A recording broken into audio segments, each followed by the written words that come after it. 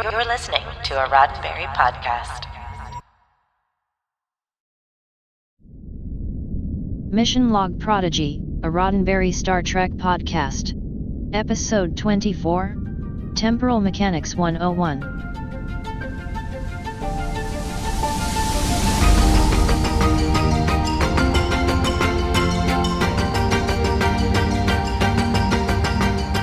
Welcome into another episode of Mission Log Prodigy, a Roddenberry Star Trek podcast. I'm Marina Kravchuk. And I am Charlene Schmidt.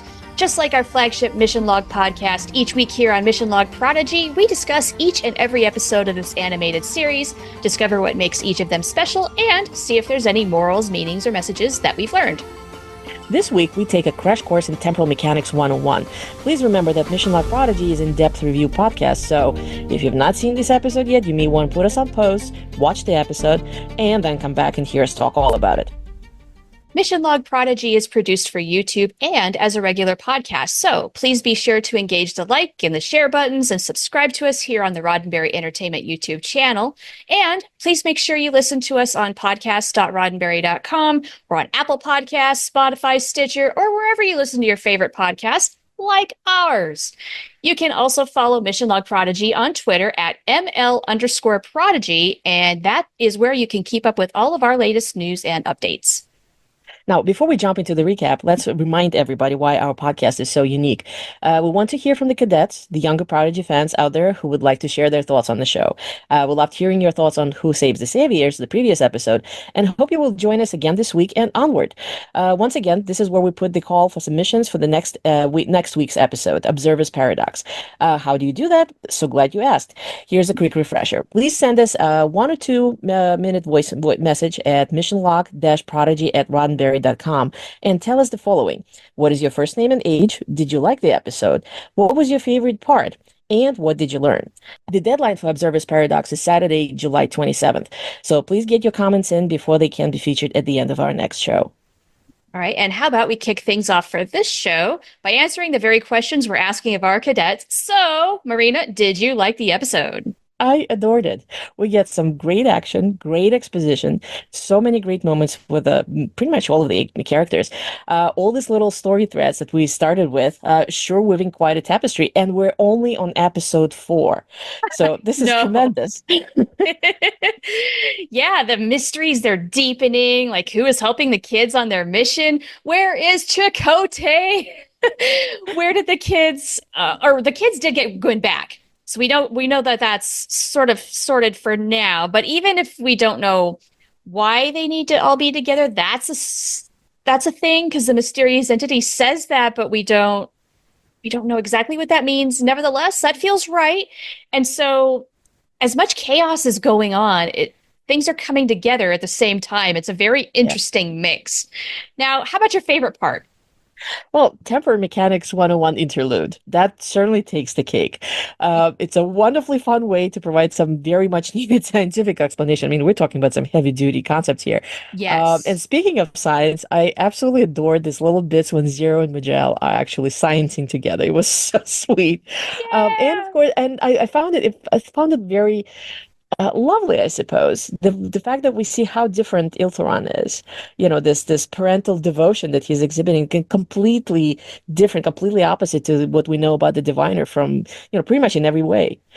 Oh, I cannot wait to talk about that more. Yeah.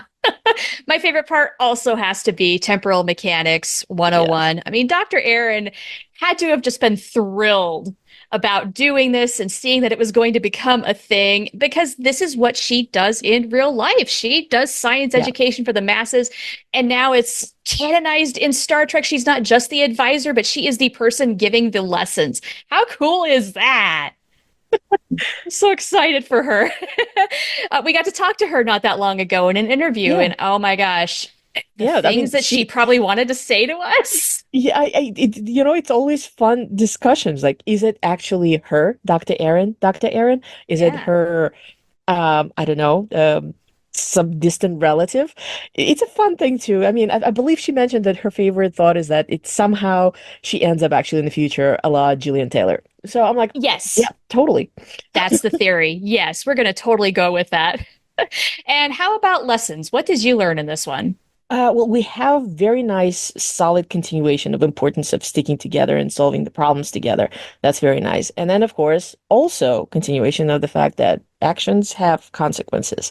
It's very hard to find this balance between sort of, sometimes doing the right thing means taking risks, as Dal says. And it's sort of also Janeway's approach, that sometimes to do the right thing, you have to punch through.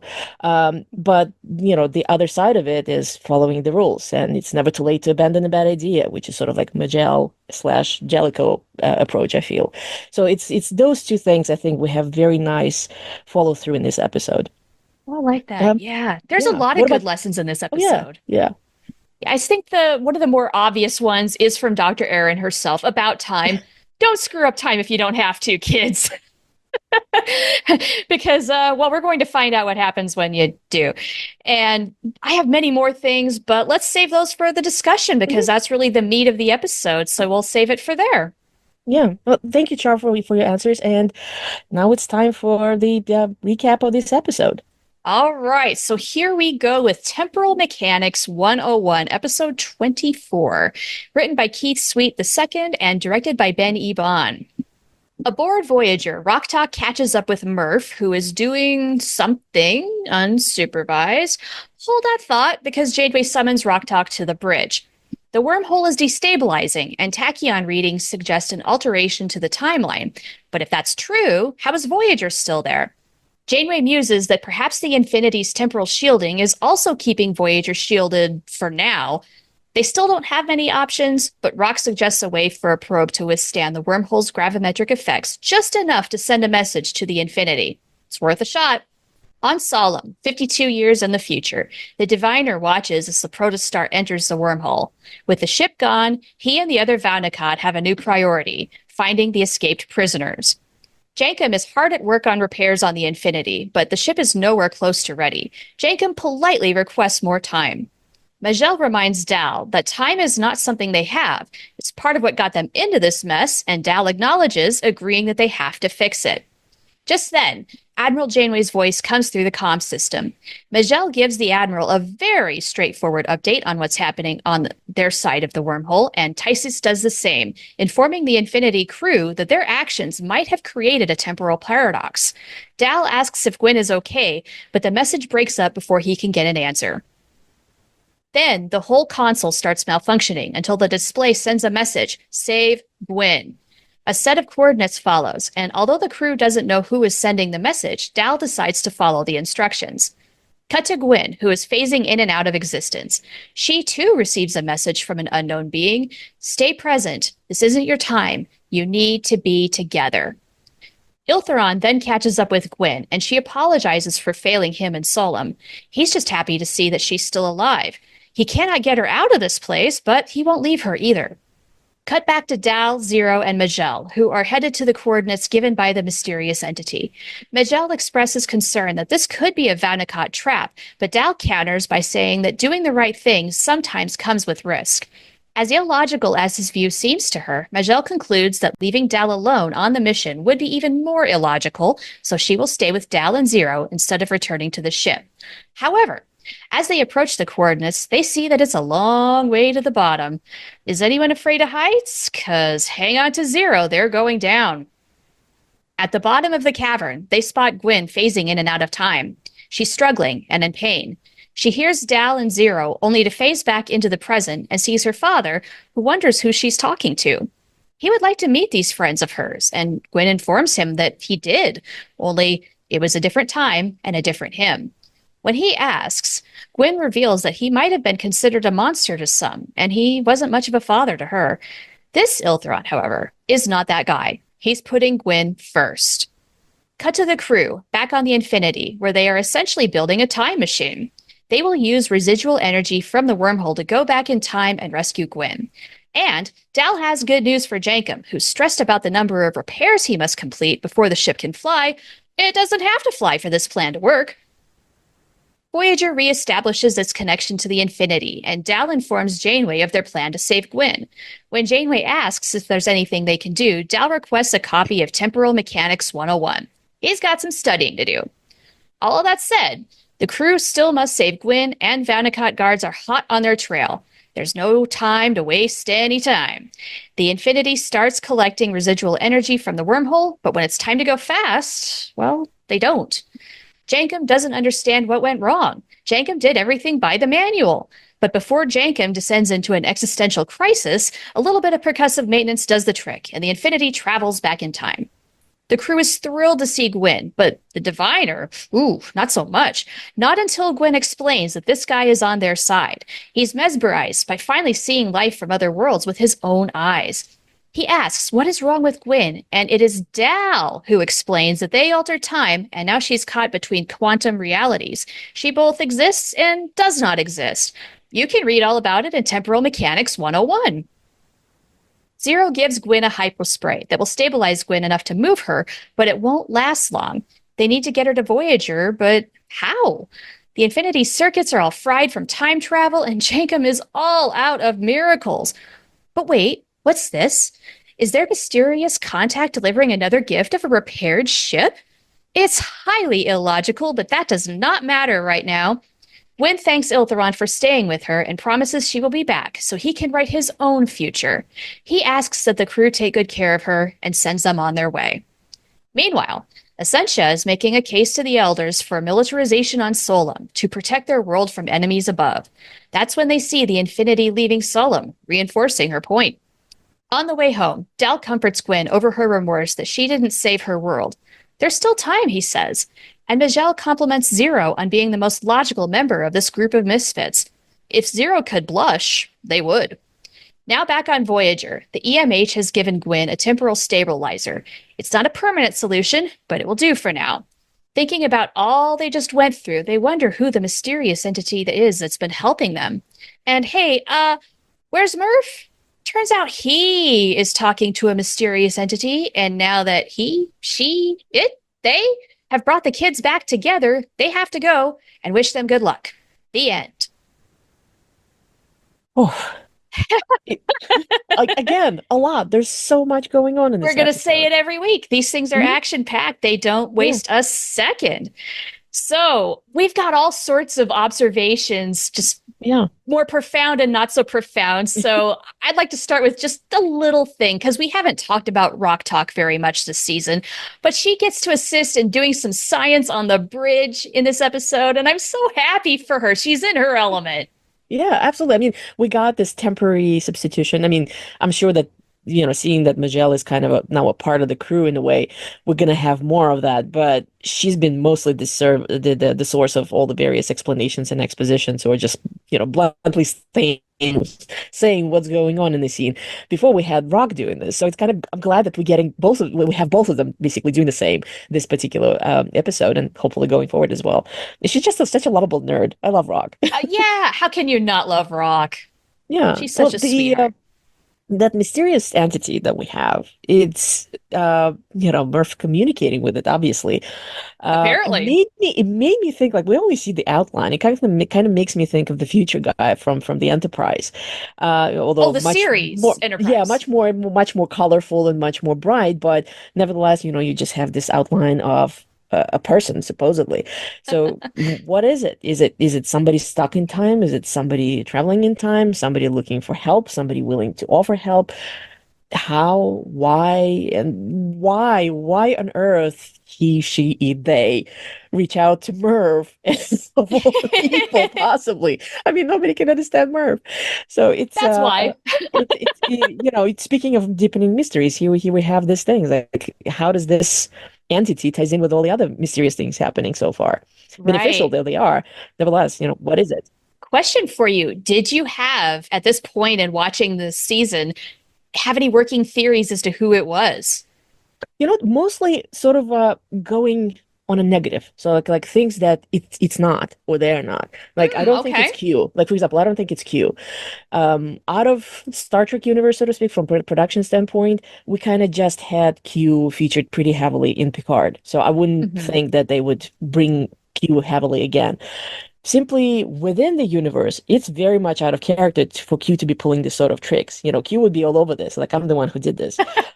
So that, I don't think it's Q.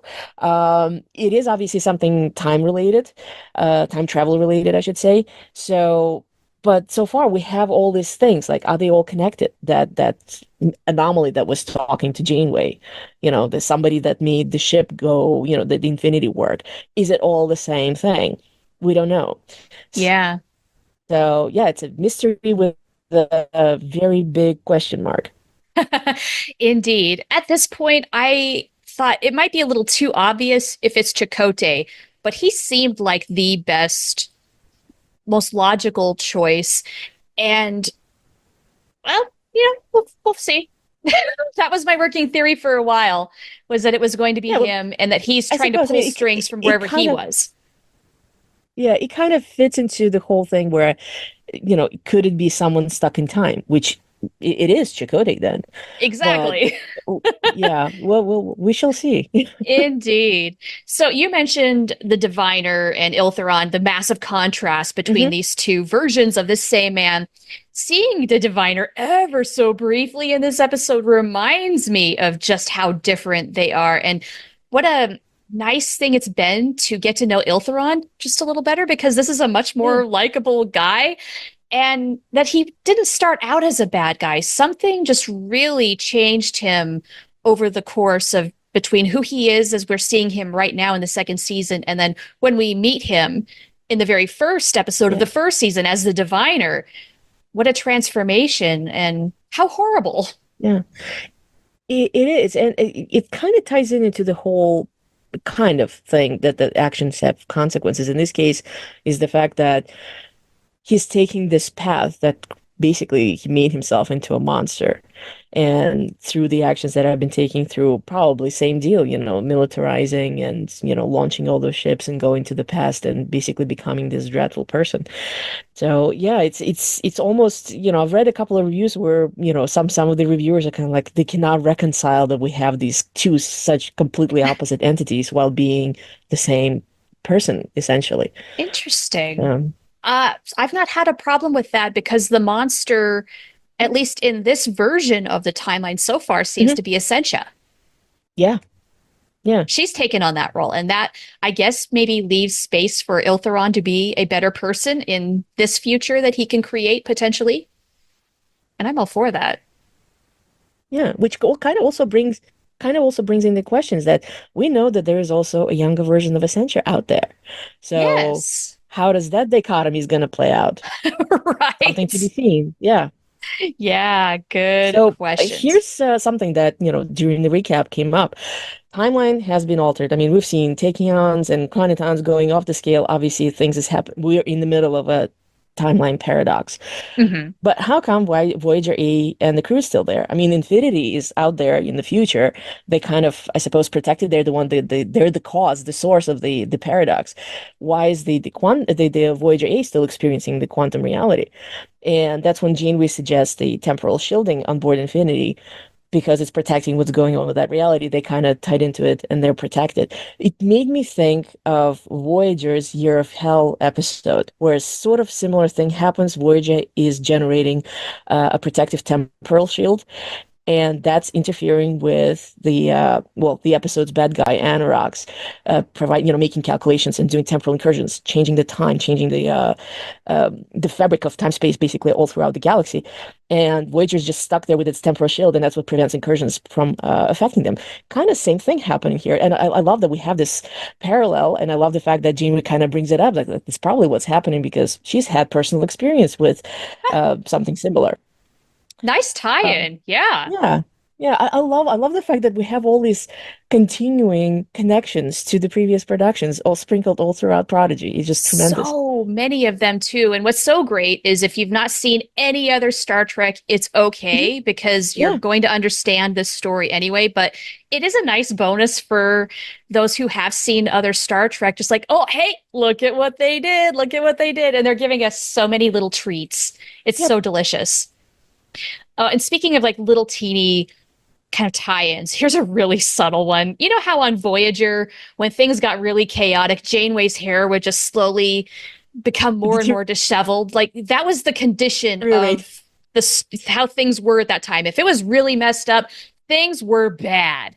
And I couldn't even help but notice in this episode, Jankum's hair stays in its new style where it's all nice and tamped down right up to the point where Jankum performs the percussive maintenance on the time machine. And then, bam, back up it goes. Yeah, I love it. Jankum's going through a lot. That's perfect. And it also kind of represents the fact that Jankum has been doing his best to kind of like be the polite, like, can I have some more time? Jankum is, you know. Yeah, and it's sort of like him reaching the point of this absolute stress when nothing is working, even though he did everything according to the manual. You know, guy. all of us, it kind of brings him back to his, Telluride, not basically. His true self, let's be honest. His true self, exactly. And yeah, things go back up and they stay up. Generally speaking, I mean, we all know that Jankum is sort of partly comic relief in many ways. I mean, last episode, the old bird puns, I mean, that was just out of this world.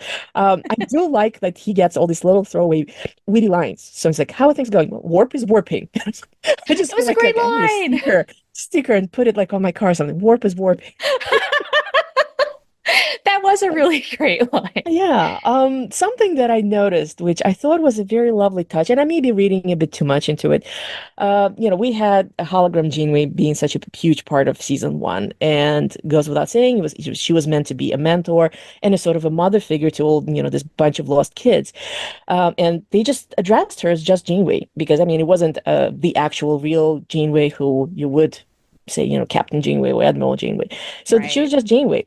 Did you notice that Dal, when things just starting to go awry and they're trying to figure out how to fix the situation that we find ourselves in this episode, he stops correcting himself when he's addressing the Admiral, and he just starts telling her Janeway, Janeway. And I feel like there is this transference where, yes, hologram Janeway was a big part. I mean, she did mentor them, got them to this point.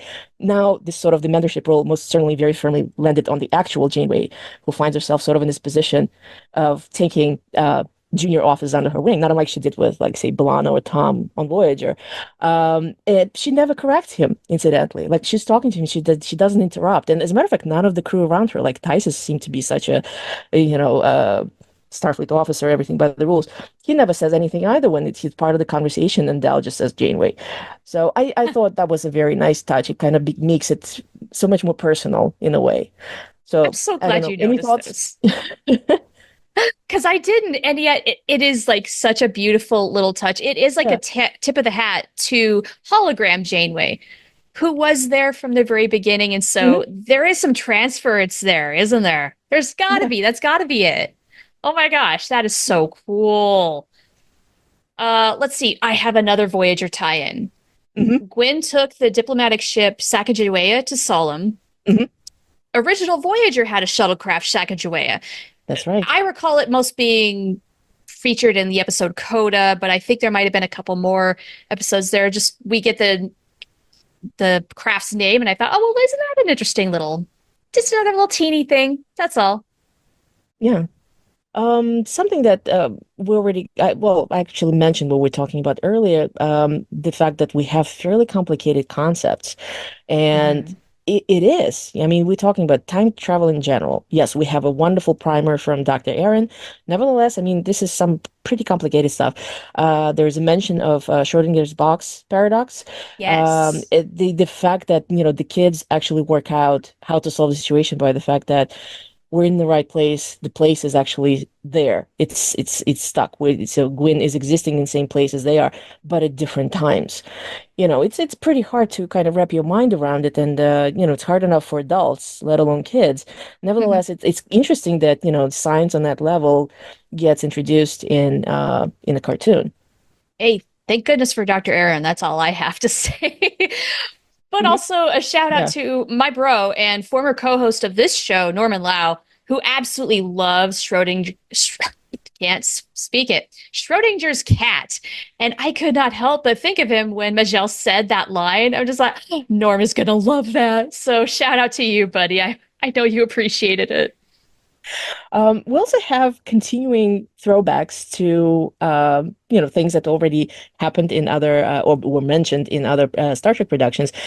Specifically, phase discriminators, something the Doctor uses to come up with a time stabilizer for Gwyn. It's perfect because it's a very you will recognize it if you watched TNG, DS9, Voyager, Enterprise. It's amazing. It's like it's this thing that's part of the sort of like not on the same level perhaps as a replicator or a transporter, but part of the fabric of the universe. And it's like, of course the Doctor would use this. How else would you, affect time? You need a phase Right. discriminator. It's part of that terminology. Yeah. And then in that, the Dr. Erin Temporal Mechanics introduction.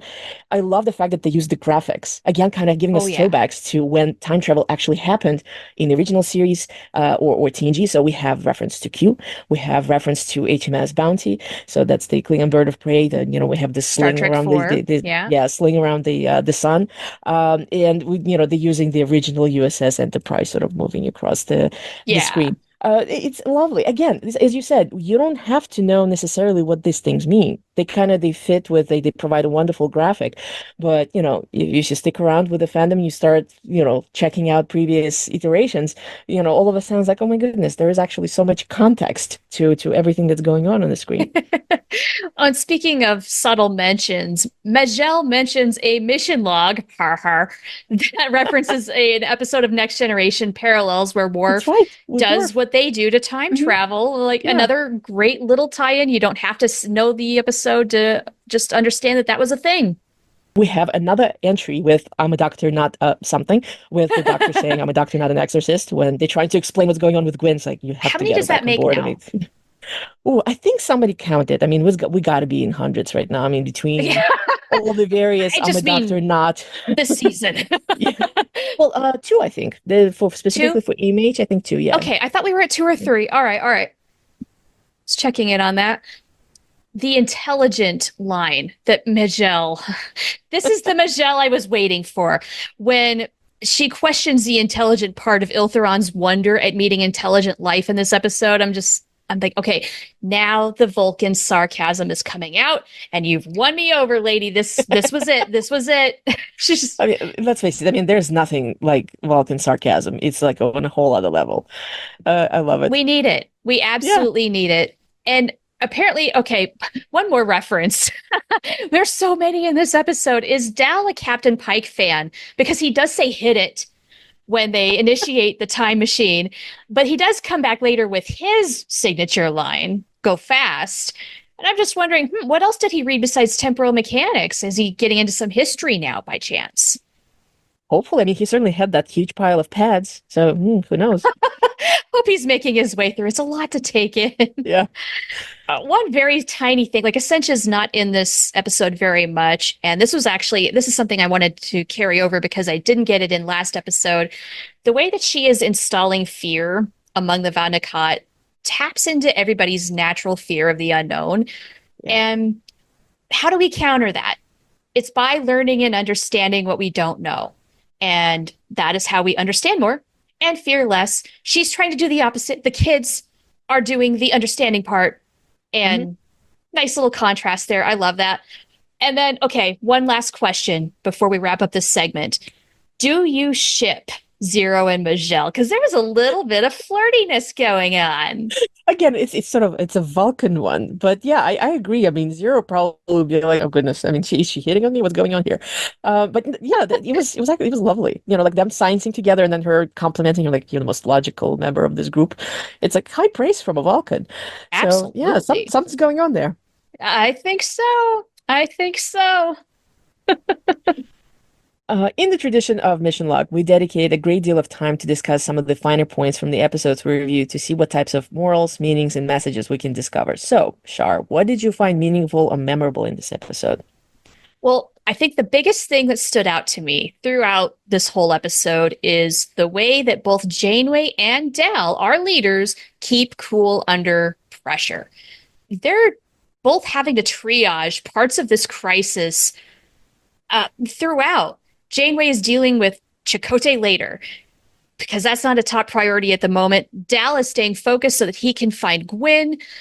And that is a really nice display of just coolness under pressure, grace under pressure, if you will. Dal could have wallowed in guilt because he screwed things up, but he didn't. Janeway could have been angry at Dal for screwing things up, and she wasn't. Both focus on the problem, and they don't give up. That's how many times have we mentioned that already in this season so far? 4 episodes in, big theme. And Gwyn could have also felt down in the dumps because she didn't complete her mission yet.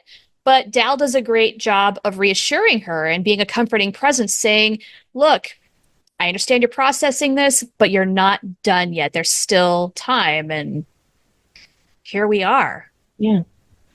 How about you? I love how Dal, as you said, he's keeping cool under pressure, concentrating on finding a solution to the problem. I mean, it's like, yes, he's the one who kind of causes the problem, but at the same time, he's like, sorry. And he is sorry, but nevertheless, Genuine. he's certainly, learned this whole idea about actions having consequences. He's learning it the hard way, and he is trying to resolve it. Yeah, he's doing his best, but lest we forget, he is a young Yes, his kid. recklessness set off a time paradox. Yeah. I mean, he's sorry they lost Chakotay again. I mean, he actually apologizes to Janeway. And yeah, again, it kind of has this very like, I'm sorry, mom vibes. Big He's time. he's crushed to learn that Gwyn may be lost now because she's both there and not there. Yeah. But, he's willing to, keep going and try and fix it. And as a sort of a consequence to that, at some point he I don't know, consciously or subconsciously, he realizes that he needs to learn more. That's what I also really liked in this case, this whole thing where everybody's like, didn't you read Temporal Mechanics 101? He's like, no, I did not read. What's up with all the nerd speak? Explain it. Yes, it's great to solve everything, when everybody brings something as a group, but at the same time, he needs to know that, enough also himself in order to make, good decisions, if you will. So the fact that he's like, yes, humbly asking Janeway, like, can you please send me Temporal Mechanics? He realizes that he has to learn. He can't just fly by the seat of his pants.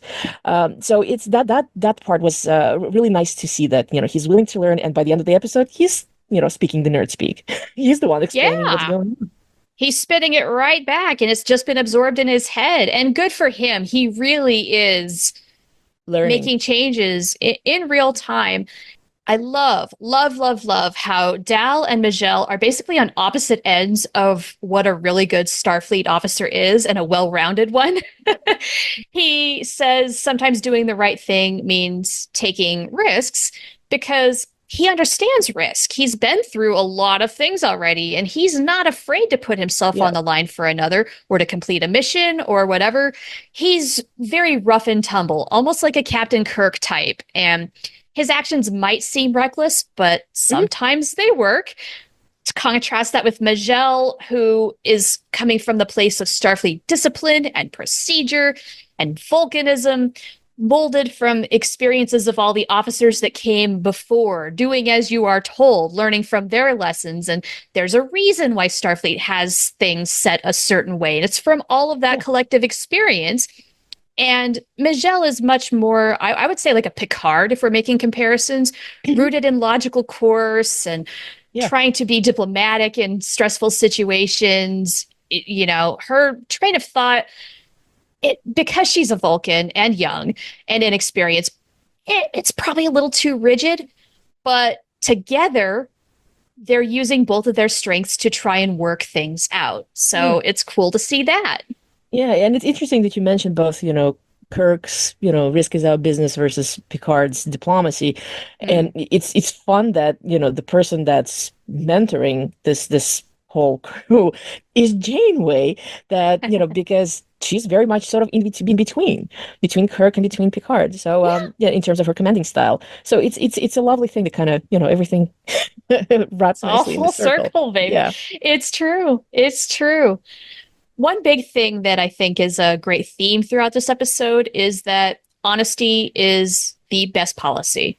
Yeah. I cannot agree more with this personally, but I love, especially with Gwyn talking with Iltheron, how she doesn't sugarcoat the truth when she tells him about what he was like as the diviner and how he treated people as that person, both to her and as to others. And I like his response too. Basically, like, I'm not that guy. I'm not going to be like that guy. I don't know who that Yeah. guy is. Thank goodness he doesn't. Yeah, I find it amazing that it's in his nature to be that nurturing, apparently, because Yeah. figure he just met her. He only found out that that's his daughter, not progeny. It's daughter. Only very short periods of time prior, and yet he was like, "Yeah, I'm not leaving you." I mean, he was ready to go and like get her out of that hole and help her every which way, and he stayed with her. So that is wonderful. So yeah, this whole dichotomies, I find it fascinating that we have the same character that's such a completely 180-degree uh person. I don't know. Yeah. It's like there's no word for it, but this father versus monster, Yeah. it's Well, beautiful. lest we Yeah, forget, I mean, when the kids show up and there he is, they're like, oh no, the diviner, because that's who they know him to yeah, be. And then that cools off so quick, though, yeah. when they realize one Like they, Gwyn they don't. says, Yeah, they never question Gwyn, which is like kind of like, yeah, isn't that wonderful that they've developed such a wonderful trust between themselves? That it's like yes. she's like he's fine. It's like okay, But also, I think his whole demeanor is different, and you can just see yeah, that and feel that difference in energy and presence. And yeah. so immediately they're at ease, like, oh, okay, this is and different. and and of course, the continuation of him being just a lowly astronomer, kind of being completely gaga over the fact that he's meeting actual aliens, and it's so exciting. And he probably wishes, I mean, he had an opportunity to talk to them more and get to know them, but in this case, like it's his daughter that's now in trouble, and go save her, take care of her. Yeah, It's a wonderful scene. it is. It's really nice. It's short, but it Hmm. says so Very much. powerful. Yeah. Yeah.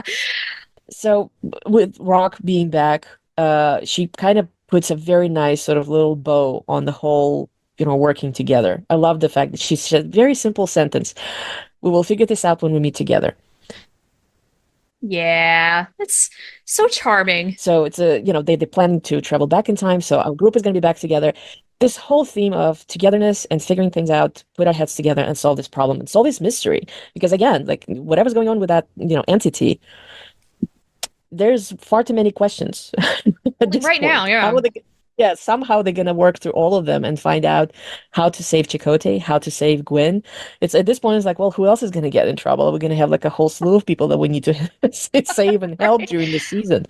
Yeah. I mean, it's a lot. It would be, I would think, super overwhelming to be dealing with all of this at Hmm. once. And that is their approach is it's okay. One step at a time. We will work through this together. Yeah, and what's more, kind of throws back to what you were saying, being cool under pressure. They're concentrating on a problem at a time, which kind of makes me think of Andy Weir's The Martian, where, Oh you have the yeah. astronaut who's stuck on Mars. That's his approach. Is like, okay, that's the problem right now, du jour, something that's happening right now. I need to solve it. I'm gonna go to the next step, and I'm gonna go to the next step. So it's kind of, I think they're working sort of through the same thing. They're not being very, even though their kids are not really trained Starfleet officers yet. Nevertheless, they kind of have that same thing. Like, okay, now the problem is saving Gwyn before we save Chakotay. So here we Yeah. are. I mean, the problem solving skills they have are so top notch. They've Mhm. got that down already to an Yeah. enviable degree. I mean, I have to remind myself to do that in my job when I'm coding because that is exactly what you do. You can't think of any big problem. You break it down into littler To problems small that ultimately chunks. solve Mhm. the big problem. Yeah. Yeah. Yep. Exactly. Yeah, but it's still a lot. It is. Well, let's wrap up. Let's do that. We have overall, I think we kind of like starting to get this pretty nice development in foreshadowing. Because like before we Mm. had, yeah, there's this thing happening here, there's a problem developing there. Um, who is this mysterious entity? As I mentioned before, is it all connected? Is it all different strange powers that are having their own agendas that, somebody's helpful and somebody perhaps is not? So yeah, let's see what's going to happen. I mean, who is it that Murph is communicating with? That's I think a huge Right? question at the moment. Why is And Murph yeah, unsupervised? I know, right? It's like how is that entity even understanding him? Like all this little beep boop. I don't know. That's like a whole other question. So many questions. Now, the whole Temporal Mechanics 101 class, I mean, not the whole, just the bits that we actually Dell allowed us to see, has wonderful vibes of actual Dr. Erin's Astronomy 101 series of videos that she did on YouTube. So for those who want Yes. some wonderful astronomy, just general science, explanations relating to astronomy, check it out on her YouTube channel. It's lovely, Yeah. which kind of brings me to, I almost wish we had like that whole thing done Prodigy style. It would have been fantastic. Like a nice little offshoot project, Dr. Erin does astronomy or something. Oh, it's not too late. This can still I happen, don't, here's an idea to the producers. It's not too right? late. Honestly, I would love to see a whole series of Dr. Erin explaining anything at all because it's so beautifully done. It's fun to watch. She's a great narrator and knows how to break it down so that anybody can understand it. This is good Yeah, stuff. yeah, you always learn something new. Yeah, much in the way that this was a primer for understanding time travel and temporal mechanics. Like I feel like this is just a backdoor pilot for a web series. Perfect. Yes. So somebody out there who has the resources and the connections to make that happen, please make that happen. Well, I think, let's see, for my final thoughts, I mean, this was a great installment of this season. It answers some questions, but it asks like at least as many, if not more, and new ones. So many more, probably. Once again, we're treated to a great example of how to work through a problem and multiple problems at that. And with so much going on, it could be overwhelming, but it's really not. And I think it's because of our kids and the storytelling that just help us, okay, nope, we need to focus on this right now. This is our top priority. Here's what we're going to do.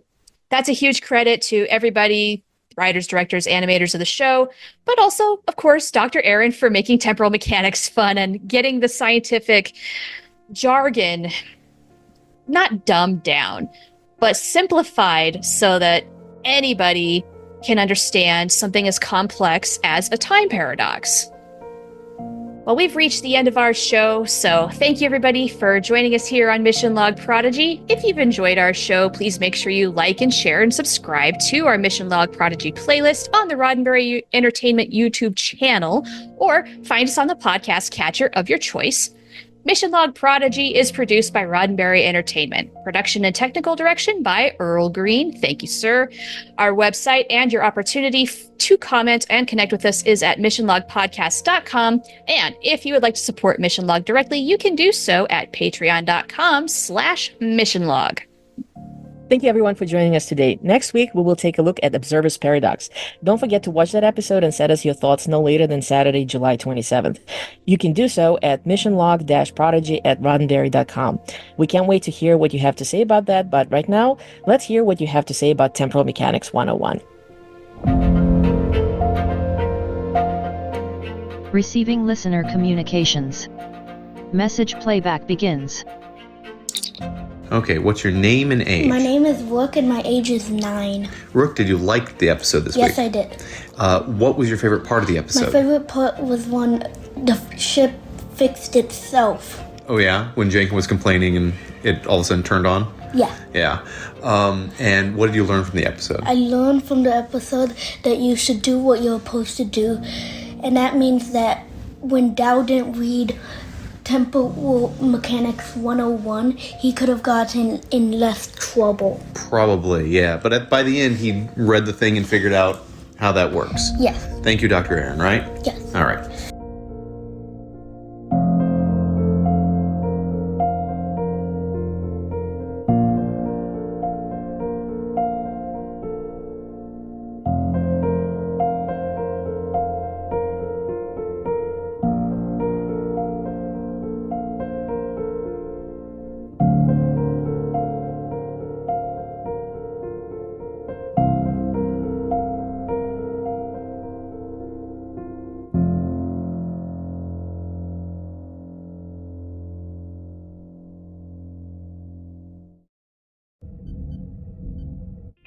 This is a Roddenberry podcast. For more great podcasts, visit podcast.roddenberry.com.